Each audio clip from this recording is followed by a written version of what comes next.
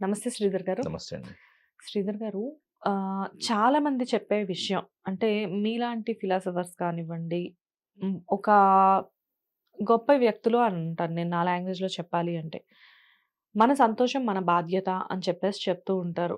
అది మీరు చాలా ఆచరణలో కూడా పెడుతూ ఉంటారు. జనరల్‌గా ఎప్పుడైనా నేను ఇలా మనం కెమెరా ముందు కాకుండా పర్సనల్‌గా ఎప్పుడైనా మాట్లాడేటప్పుడు ఇలా కార్‌లో వెళ్ళేటప్పుడు లేకపోతే నేను ఎప్పుడైనా మీకు యాహ్! ఫోన్ చేసినప్పుడు మీరు చెప్తూ ఉంటారు. మెడిటేషన్ చేస్తున్నాను అని చెప్పేసేసి. ఎందుకు మెడిటేషన్ చేస్తున్నారు అంటే మిమ్మల్ని మీరు ఇంకా తెలుసుకుంటూనే ఉన్నారు. యాహ్! సో, చాలామంది వాళ్ళ సంతోషాన్ని వేరే వాళ్ళ చేతుల్లో పెడుతూ ఉంటారు. వైఫ్ అండ్ హస్బెండ్ అనుకోండి వాళ్ళ స్పౌస్ చేతిలో, హ్మ్. ఒక ఇద్దరు లవర్స్ అనుకోండి ఎదుటి వ్యక్తి చేతిలో. అలా పెట్టి వాళ్ళ సంతోషం, వాళ్ళ ఎమోషన్స్ అనేది వేరే వాళ్ళ కంట్రోల్‌లో కంప్లీట్‌గా ఇచ్చేసేస్తారు బౌండరీస్ లేకుండా. నిజంగానే మన సంతోషం అనేది డెఫినిట్‌గా మన బాధ్యతేనా? అది మీరు నమ్ముతారా? 100% మన బాధ్యతండి. మన బాధ్యత అది వాస్తవంగా చెప్పాలంటే చాలామంది ఎదుటి మనిషిలోనూ, ఒక వస్తువులోనూ, చేసే పనుల్లోనూ సంతోషాన్ని వెతుక్కుంటారు. హ్మ్. ఎప్పుడూ కూడా సంతోషాన్ని, ప్రేమను వీళ్ళ లోపలుండే భావోద్వేగాలు అది ఏదైనా కావచ్చు. ప్రతి దాన్ని ఏంటంటే ఎదుటి వ్యక్తిలో వెతుక్కుంటూ ఉంటారు. హ్మ్. సో, ఒక మనిషి మీరన్నట్లు భార్యాభర్త చాలా ప్రేమగా ఉంటున్నారు అనుకోండి. హ్మ్. అంటే ఒకళ్ళు ఇంకొకళ్ళు బాగా ప్రేమిస్తున్నారు అనుకోండి. హ్మ్. సో, ఈ ప్రేమ అనే దాన్ని వీళ్ళేం భావిస్తూ ఉంటారంటే, ఫస్ట్ ఆఫ్ ఆల్ ఒక చిన్న ఎగ్జాంపుల్‌తో దీన్ని వివరిస్తా. ఓకే. ఒక మిర్రర్ దగ్గరికెళ్లారు. హ్మ్. అప్పటిదాకా మీరెలా ఉన్నారో మీకు తెలీదు. జస్ట్ మీరొచ్చేటప్పటికి చాలా క్యాజువల్‌గా ఉన్నారా, హెయిర్ దూకొని ఉన్నారా, ఇయన్నీ మీకు తెలీదు. వెళ్ళేసి అద్దం దగ్గరికెళ్లారు. అద్దం దగ్గరికెళ్ళంగానే మీది ఎలా ఉన్నారో, మీకు అద్దంలో రిఫ్లెక్షన్ ఎలా కనపడుతుందో, హ్మ్. సో, ప్రేమను గూడా పీపుల్ ఎలా కోరుకుంటారంటే వాళ్ళ లోపల ఎంత ప్రేముందో, దాన్ని ఎదుటి మనిషి మీద చూపించి, అద్దంలో చూసుకున్నట్లు నేను ఈ మనిషిని ఇంతగా ప్రేమిస్తున్నాను అని చెప్పేసని రిఫ్లెక్ట్ చేసుకొని, దానిని నాలో ప్రేమించే గుణం ఎంతో ఉంది. ఏ మనిషినైనా చాలా బాగా ఎక్కువగా ప్రేమిస్తాను, ఇష్టపడతాను అని చెప్పేసి గ్లోరిఫై చేసుకొని, మనం అద్దంలో చూసుకొని ఎంత అందంగా ఉన్నాం అని చెప్పేసని ఎలా గ్లోరిఫై చేసుకుంటామో, వీళ్ళ లోపల ప్రేమ ఎంతుందో, ఏ మేరకుందో వీళ్ళకి తెలీదు. అద్దంలో చూసుకున్నంత వరకు. ఆ అద్దం ఎవరంటే కనుక ఎదుటి మనిషి. హ్మ్. అంటే ఒక భార్యో, ఒక భార్య భర్తని, భర్త భార్యని, లేకపోతే గనక ఫ్రెండ్స్ వచ్చేటప్పటికి తోటి ఫ్రెండ్‌కి సపోర్ట్ చేస్తా, హెల్ప్ చేస్తా, వాళ్ళని ప్రేమిస్తూ అలాగా, వాళ్ళ మీద రిఫ్లెక్ట్ అయ్యి, అంటే వీళ్ళ ప్రేమను వాళ్ళ మీద రిఫ్లెక్ట్ చేస్తారు. ఎలాగా? సడెన్‌గా మీరు కూర్చున్నారు. సో, మీ హస్బెండ్ వచ్చేటప్పటికి టకటక వాటర్ బాటిల్ తీసుకొచ్చేసి ఇక్కడ పెట్టారు. హ్మ్. తను ఎప్పుడు నీళ్లు తాగిందో, లేకపోతే అని చెప్పేసి ఏదో ఫుడ్ ఐటెమ్ తీసుకొచ్చి పెట్టారు. హ్మ్. ఇప్పుడేంటి ఈ పనుల ద్వారా they are reflecting he is reflecting his love on you. Hmm. So, ఇది చూపించుకున్నప్పుడు ఏమవుతుందంటే గనక, ఆ వ్యక్తికి నాలో ఇంత ప్రేమ ఉంది, ప్రేమించే గుణం ఉంది, నా భార్యను మంచిగా చూసుకుంటున్నానని చెప్పేసని తత్వం అనేదొస్తుంది. హ్మ్. ఓకే. అంతవరకు చూసుకోవటంలో ఎలాంటి తప్పు లేదు. ఓకే. ఇప్పుడేమవుతుంది నెక్స్టు, అలా ప్రొజెక్ట్ చేసిన తర్వాత అక్కడి నుంచి రెస్పాన్స్ కోరుకుంటారు. హ్మ్. హ్మ్. హ్మ్. హ్మ్. ప్రొజెక్ట్ చేసి అంతగా ప్రేమగా చూసుకుంటున్నాను. కాబట్టి వాళ్ళు నాకు నచ్చిన విధంగా స్పందించాలని కోరుకుంటారు.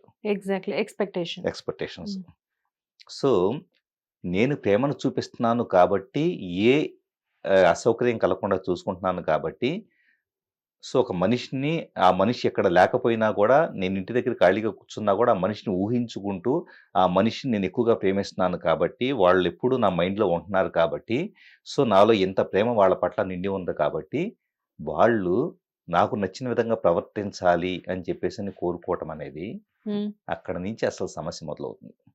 ఎగ్జాక్ట్‌లీ. ప్రతి ఇంట్లో జరిగేదిదే. అంటే 'ఎఫ్2' లాంటి సినిమాలు చూసినప్పుడు జనాలేదో ఫన్నీగా తీసుకున్నారు కానీ, ప్రతి ఇంట్లో జరిగేది మాక్సిమం ఇదే ఉంటుంది. ఎందుకంటే 100% లవ్ అనేది ఒకళ్ళకొకళ్ళు ఇచ్చిపుచ్చుకోవడం వరకు చాలా బావుంటుంది. లవ్‌లో స్వార్థం ఉండదు.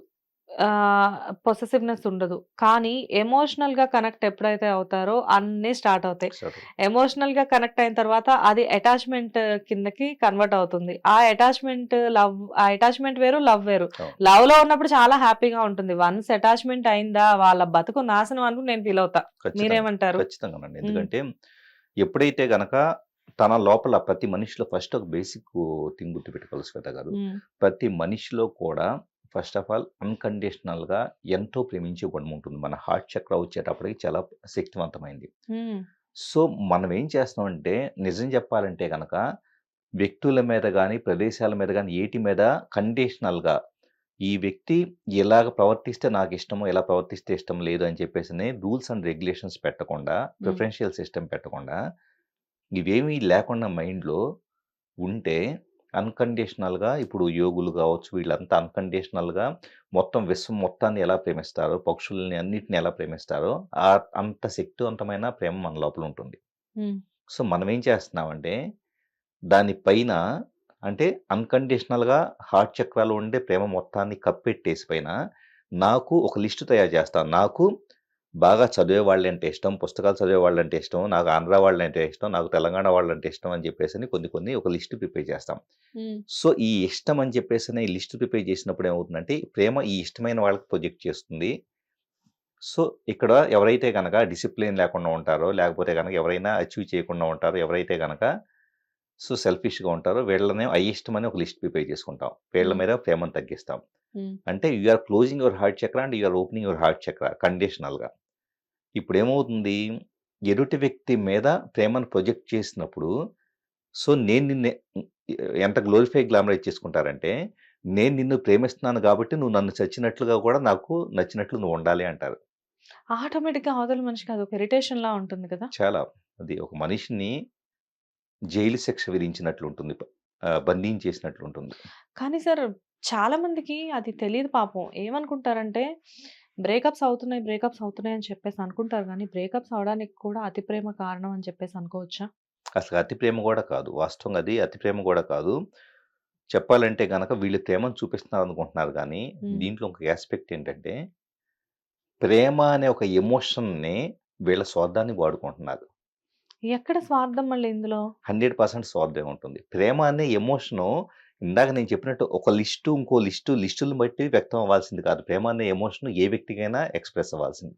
ఫస్ట్ అది గుర్తుపెట్టుకోండి. ఎక్స్‌ప్రెస్?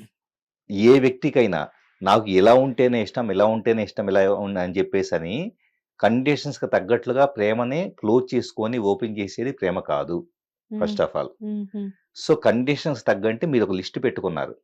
నా హస్బెండ్ వచ్చేటప్పటికి ఎప్పుడు ప్రేమగా చూసుకోవాలి. అతను నాకు చిన్న ఆపదొచ్చినా గూడా చూసుకోవాలి. హ్మ్. ఇలాగ ప్రతి దాన్ని ఒక కండిషన్ పెట్టుకొని అప్పుడు చూసుకుంటే ప్రేమను చూపిస్తానని చెప్పేసని అనుకోని సార్ ఇదెక్కడో తగులుతుంది సార్ నాకు. సరే యాహ్! చెప్పండి. సో, అనుకున్నప్పుడు ఏమవుతుందంటే యాక్చువల్లీ ప్రేమ అనే ఎమోషన్ చూపించి ఎదుటి వ్యక్తిని మనకు నచ్చినట్లు మన ప్రిఫరెన్షియల్ సిస్టమ్‌కి తగ్గట్లుగా మార్చుకోవాలని ప్రయత్నమే కదా అది. అది అ స్వార్థమే కదా! అది స్వార్థమా సార్? ఇప్పుడు యాస్ ఎ లేడీగా నేను మిమ్మల్ని ఒక విషయం యాహ్! అడుగుతాను. ఆఫ్‌కోర్స్ మీరు మ్యారీడ్, నేను హ్మ్. మ్యారీడ్. ఇప్పుడు మన ఫ్యామిలీస్ ఎలా ఉంటాయో మీకు తెలుసు. జనరల్‌గా ఇంటికి మీరు వెళ్ళేసరికి మీ మిసెస్ ఒక గ్లాస్ ఆఫ్ వాటర్ తోటో, ఒక జ్యూస్ తోటో రెడీగా ఉంటారు. సో, మీరు తాగుతారు, కూర్చొని టీవీ చూస్తూ ఉన్నారనుకోండి, ఆవిడేమైనా స్నాక్స్ చేసి పట్టుకురావడమో, లేకపోతే మీకేమిష్టమో అంటే మీరు ఏ టైంలో ఎలా ఉంటారు, ఏం యాహ్! తింటారు అన్నది హ్మ్. ఆవిడకి తెలుసు హ్మ్. కాబట్టి ఆవిడ ఆ పనులన్నీ చేస్తారు.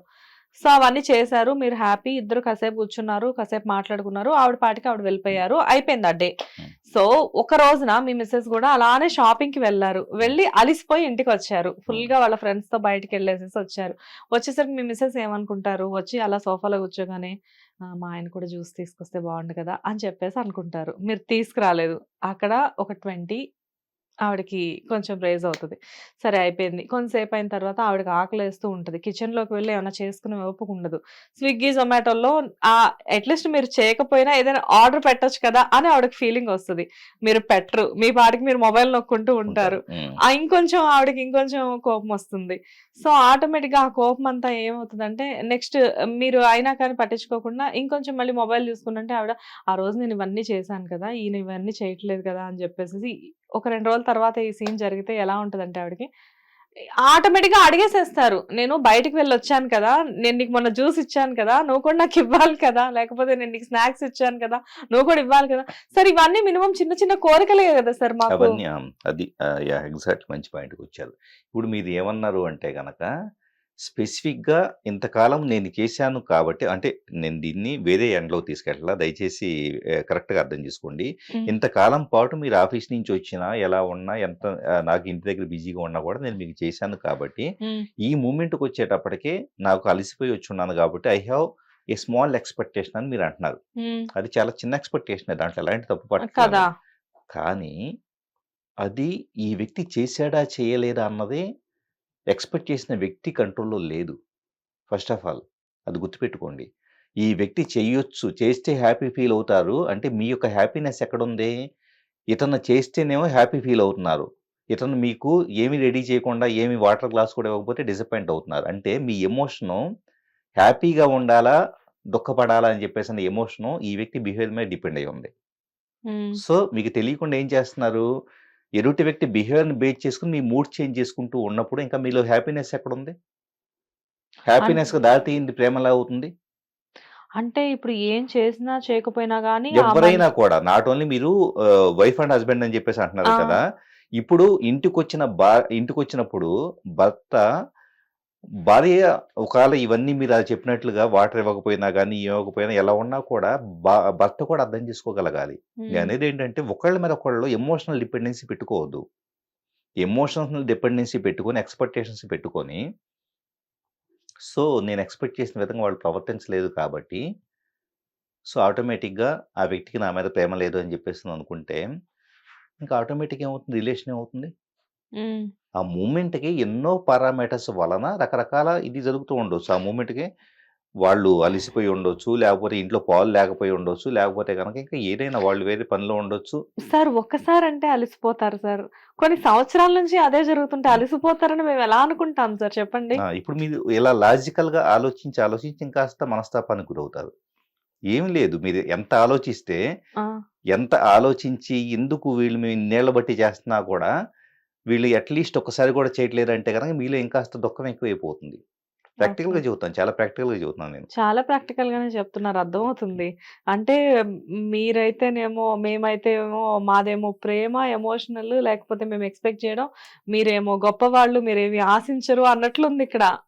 జెంట్స్ అయినా కూడా ఎక్స్‌పెక్ట్ చేయకూడదు. జెంట్స్ అయినా వుమెన్ నుంచి నేననేదేంటంటే, మేము మీకంత ఛాన్స్ ఇవ్వం కదా సార్. ఇచ్చినా ఇవ్వకపోయినా కూడా, హ్మ్. ఇప్పుడు అందరూ ఒకేలాగా ఉండరు కదా! కొన్ని సందర్భాల్లో కొంతమంది భర్తల ఇంటికెళ్ళిన వాళ్ళు బిజీలో, వాళ్ళు చిన్నప్పటి నుంచి పెరిగిన పెంపకంలో అలాంటి అలవాట్లు లేకపోవటం, హాస్పిటాలిటీకి సంబంధించిన అలవాట్లు లేకపోవటం కొంతమంది ఉంటారు వుమెన్ గూడా.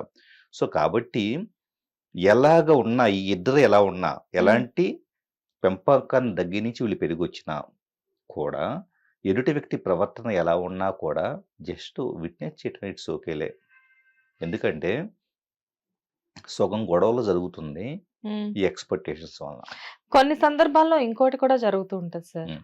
సడెన్‌గా ఒక్కొక్కసారి అంటే ఏదో జరిగిపోయినట్టు ఆ రోజు అన్నీ వైఫ్‌కి హస్బెండ్ కానివ్వండి, హస్బెండ్‌కి వైఫ్ కానివ్వండి, నేనింక వేరే రిలేషన్‌షిప్స్ గురించి హ్మ్. మాట్లాడట్లా. ఫ్యామిలీలో ఏదో జరిగిపోయినట్టు సడెన్‌గా ఇంటికెళ్ళేసరికి సర్ప్రైజులు జేస్తారు. ఆ సర్ప్రైజులు వీళ్ళకి బాగా హ్యాపీనెస్‌నిస్తాయి. మళ్ళీ నెక్స్ట్ ఇయర్ అదే టైంకి మళ్ళీ సేమ్ సర్ప్రైజ్ ఎక్స్‌పెక్ట్ చేస్తారు. ఇంటికెళ్ళేసరికి చూస్తే హస్బెండ్ ఒక షార్ట్ యేసుకొని టీవీలో రిమోట్ నొక్కుంటే ఏదో పాత సినిమా చూస్తా ఉంటాడు. హ్మ్. ఆటోమేటిక్‌గా ఏమైపోయింది ఆ ప్రేమంతా? ఏమైపోయింది ఆ సర్ప్రైజ్ అని వీళ్ళలో ఒక మహంకాళి పూనుతదనమాట. ఆ రోజు సర్ప్రైజ్ అల్లా గూడా షాక్ అయిపోయి గొడవలవుతూ ఉంటాయి జనరల్‌గా. మరి ఎక్స్‌పెక్ట్ చేయొద్దని మీరే చెప్తున్నారు. ఎక్స్‌పెక్ట్ చేయకూడదు అంటే ఎప్పుడు ఒకేలా ఉంటే ఎక్స్‌పెక్టేషన్స్ అనేవి తగ్గుతూ ఉంటాయి. ఒక్కొక్కసారి ఒక్కొక్కలా బిహేవ్ చేసే వాళ్ళ పరిస్థితి ఏంటి మరి? ఎక్స్‌పెక్టేషన్స్ అంటే మిరకిల్స్ జరిగినియని. దీన్ని మిరకిల్‌గా తీసుకుందాం. మిరకిల్ అంటే మీరు అనుకోలేదు అసలకి ఓహ్! ఇంటికెళ్ళేటప్పుడు ఈ సర్ప్రైజ్ ఉండిద్దని మీరు చెప్పండి అనుకోలేదు. సార్. మీకు కన్వీనియంట్‌గా మీరు చెప్పేసేయండి. మీ జెంట్స్ అందరూ ఒకేలా అని చెప్పేసేయండి. లేదు. మిరకిల్‌గా ఏదన్నా జరిగింది అనుకోండి. ఓకే. సో, మిరకిల్‌గా ఇప్పుడు మీరెళ్లారు ఫర్ ఎగ్జాంపుల్. హ్మ్. మీరు వెళ్ళటం అనే కాదు. ఇప్పుడు మీరు ఇంటికి వెళ్ళే టైంకి మీ హస్బెండ్ వచ్చేటప్పటికి ఏదన్నా మంచిగా తను ఫుడ్ ఇయ్యనుకోండి. ఫుడ్ ప్రిపేర్ చేయగలుగుతారనుకోండి. ఓకే. మీకు నచ్చిన ఐటెమ్ తయారు చేసినా, లేదా అతను ఇంటికొచ్చేటప్పటికి మీరేదైనా మంచి ఐటెమ్ తయారు చేసినా, హ్మ్. అది ఒక రకంగా చెప్పాలి అన్‌ఎక్స్‌పెక్టెడ్ కాబట్టి చాలా మంచి హ్యాపీనెస్ ఇస్తుంది. ఓకే. యెస్. యెస్. యెస్. కానీ మిరకిల్‌ని మిరకిల్‌లాగా చూడాలి కానీ, దాన్ని ఎక్స్‌పెక్టేషన్‌గా మారిస్తే ప్రాబ్లమ్. సో, ఇలాంటివేమన్నా అద్భుతాలు జరిగినప్పుడు wow! What a sudden surprise అని అంతే జెప్పేసి మేము బ్రహ్మాండంగా ఎంజాయ్ ఎంజాయ్ చేయండి. జేయాలి ఆ డే అంతా. బ్రహ్మాండంగా మళ్ళీ ఎంజాయ్ చేయండి. నెక్స్ట్ టైమ్ అలాంటి సర్ప్రైజులు మేము ఎక్స్‌పెక్ట్ అసలు చేయొద్దు. ఎక్స్‌పెక్ట్ ఏదైనా చేయొద్దు. జరిగిందంటే అది మాకు బోనస్ అనుకోవాలి. మాకు అని కాదు, అది జెంట్స్ కూడా అదేలే వర్తిస్తుంది. సార్, జెంట్స్ కంటే లేడీస్ కే ఇలాంటి సర్ప్రైజ్లు కొంచెం ఎక్కువ జరుగుతూ ఉంటాయిలే. షాక్లైనా సర్ప్రైజ్లైనా అవన్నీ మాకే సొంతం గానీ పాపం మీకేం ఉండవు కానీ. అప్పుడు నాన్ రియాక్టివ్గా ఉండండి, చాలా ప్రశాంతంగా ఉండగలుగుతారు.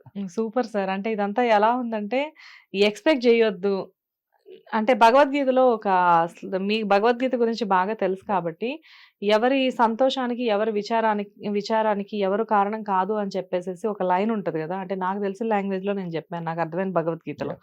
సో, మనుషులందరూ కూడా ఇదే ఫాలో అవ్వాలన్నమాట. ఖచ్చితంగా అంతే. సూపర్. ఎందుకంటే మీరెక్కడ ఎక్స్‌పెక్ట్ చేసి డిసప్పాయింట్ అవ్వటం దేనికి? హ్మ్. హ్యాపీగా ఉండండి. ఓకే. మీరు అనుకున్నట్లు జరిగితే హ్మ్. హ్యాపీ. అనుకున్నట్లు జరగకపోతే అంతకన్నా హ్యాపీ. హ్మ్. Right super. అంతే. ఇవన్నీ తెలియక పాపం జనాలందరూ కూడా రిలేషన్‌షిప్స్‌ని బ్రేక్ జేసుకొని పెద్ద పెద్ద కొటేషన్‌లు పెడుతున్నారు ఇన్‌స్టాగ్రామ్‌లలో. పెట్టుకొని హ్యాపీగా ఎంజాయ్ చేయనివ్వండి. జనాలు వ్యూస్ వస్తాయి. సో, సబ్‌స్క్రైబర్స్ పెరుగుతా ఉంటారు. ఫాలోవర్స్ పెరుగుతా ఉంటారు. డబ్బులొస్తా ఉంటాయి. హ్మ్. కనీసం కొటేషన్స్ అంటే మనసు గాయపడినా గూడా రీల్స్ తయారు చేసేసుకొని డబ్బులు సంపాదిస్తున్నారు గదా! అది కూడా ఒక ప్లస్ పాయింటేగా. Super sir. చాలా బావుంది. చాలా అంటే చాలా బావుంది. Anyways thank you. Thank you అండి. హిట్ టీవీ యాప్ ని డౌన్లోడ్ చేసుకోండి. ఇందులో short news, live news, entertainment movies అన్ని అవైలబుల్ గా ఉన్నాయి. Please download Hit TV app. Hit TV app. Hit TV యాప్ని ఫ్రీగా డౌన్లోడ్ చేసుకోండి.